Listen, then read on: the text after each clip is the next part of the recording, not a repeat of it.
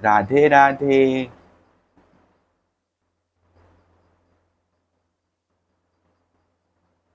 मैं चित्र बनाती हूँ, तुम अपने चितचोर प्राण वल्लभ को पहचान कर बतला दो। फिर वह चाहे कहीं भी होगा, मैं उसे तुम्हारे पास ले आऊँगी। यूं कहकर चित्रलेखा ने बात की। बात में बहुत से देवता, गंधर्व, सिद्ध, चारण, पन्ग, दैत्य, विद्याधर, यक्ष और मनुष्य के चित्र बना दिए। मनुष्य में उसने विष्णुवंशी वसुदेव जी के पिता सूर, स्वयं वासुदेव जी, बलराम जी और भगवान श्री कृष्ण आदि के चित्र बनाए। प्रद्युम्न का चित्र देखते ही उषा लज्जित हो गई। परीक्षित जब उसने अनिरुद्ध का चित्र देखा तब तो लज्जा के मारे उसका सिर नीचा हो गया। फिर मंद मंद मुस्कुराते हुए उसने कहा, मेरा वह प्राण वल्लभ यही है, यही है।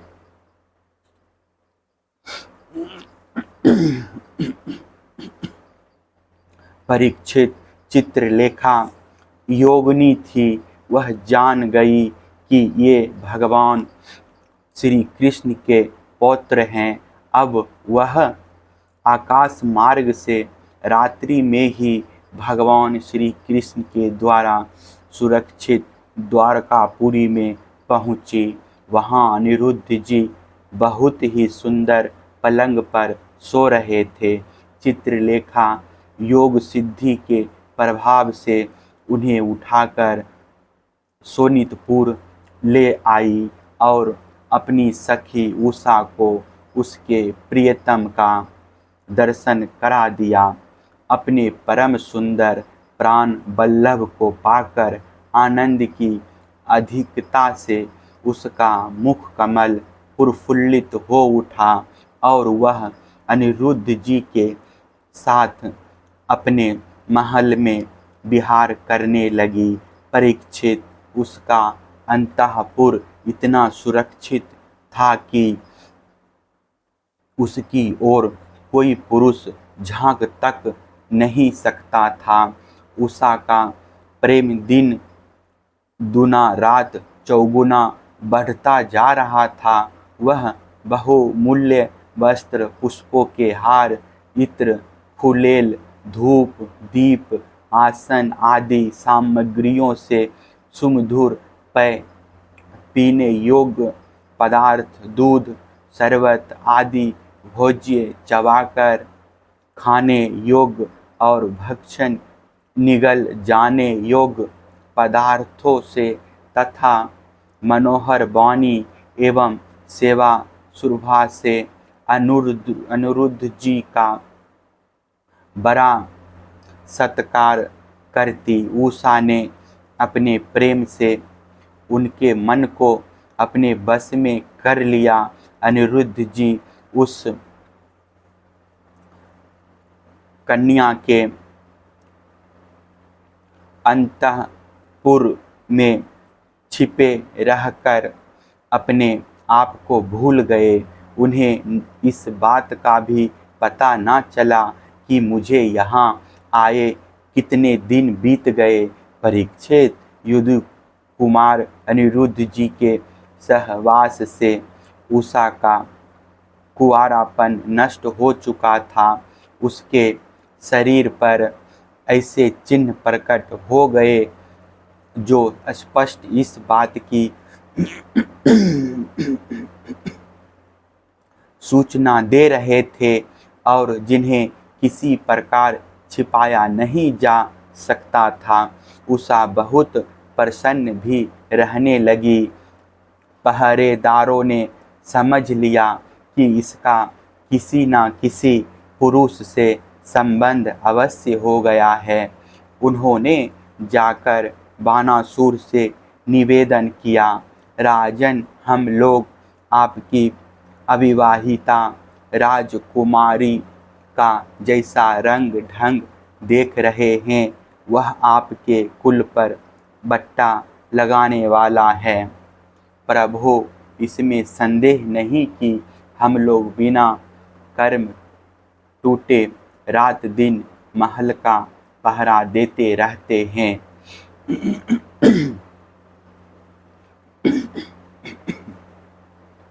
आपकी कन्या को बाहर के मनुष्य देख भी नहीं सकते, फिर भी वह कलंकित कैसे हो गई, इसका कारण हमारी समझ में नहीं आ रहा है। परीक्षित पहरेदारों से यह समाचार जानकर कि कन्या का चरित्र दूषित हो गया है, बानासुर के हृदय में बड़ी पीड़ा हुई। वह झटपट उषा के महल में जा धमका और देखा कि अनिरुद्ध जी वहाँ बैठे हुए हैं। प्रिय परीक्षित, अनिरुद्ध जी स्वयं काम अवतार प्रद्युम्न जी के पुत्र थे। त्रिभुवन में उनके जैसा सुंदर और कोई ना था। सावरा सलोना शरीर और उस पर पीताम्बर फहराता हुआ, कमल दल के समान बड़ी बड़ी कोमल आँखें, लंबी लंबी भुजाएं, कपोलों पर घुंघराली अलके और कुंडलों की झिलमिलाती हुई ज्योति, होठों पर मंद मंद मुस्कान और प्रेम भरी चितवन से मुख की शोभा अनूठी हो रही थी। अनिरुद्ध जी उस समय अपनी सब ओर से सज धज कर बैठी हुई प्रियतमा उषा के साथ पासे खेल रहे थे। उनके गले में बसंती बेला के बहुत सुंदर पुष्पों का हार सुशोभित हो रहा था और उस हार में उषा के अंग का स्पर्श होने से उसके वक्ष स्थल की केसर लगी हुई थी। उन्हें उषा के सामने ही बैठा देखकर बानासुर विस्मित चकित हो गया। जब अनिरुद्ध जी ने देखा कि बानासुर बहुत से आक्रमणकारी शास्त्र से सुसज्जित वीर सैनिकों के साथ महलों में घुस आया है, तब वे उन्हें धराशाही कर देने के लिए लोहे का एक भयंकर परिघ लेकर डट गए, मानो स्वयं कालदंड लेकर मृत्यु यम खड़ा हो। बानासुर के साथ आए हुए सैनिक उनको पकड़ने के लिए ज्यों-ज्यों उनकी ओर झपटते, त्यों-त्यों वे उन्हें मार मार कर गिराते जाते, ठीक वैसे ही जैसे सूरों के दल का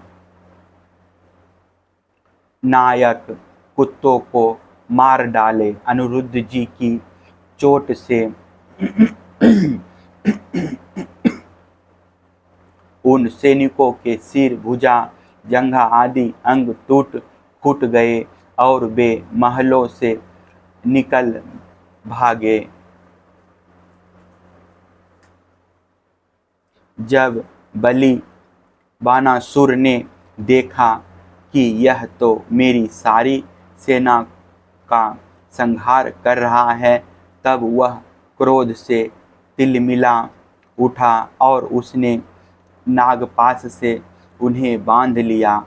उषा ने जब सुना कि उसके प्रियतम को बांध लिया गया है, तब वह अत्यंत शोक और विषाद से विहल हो गई। उसके नेत्रों से आंसू की धारा बहने लगी, वह रोने लगी। जय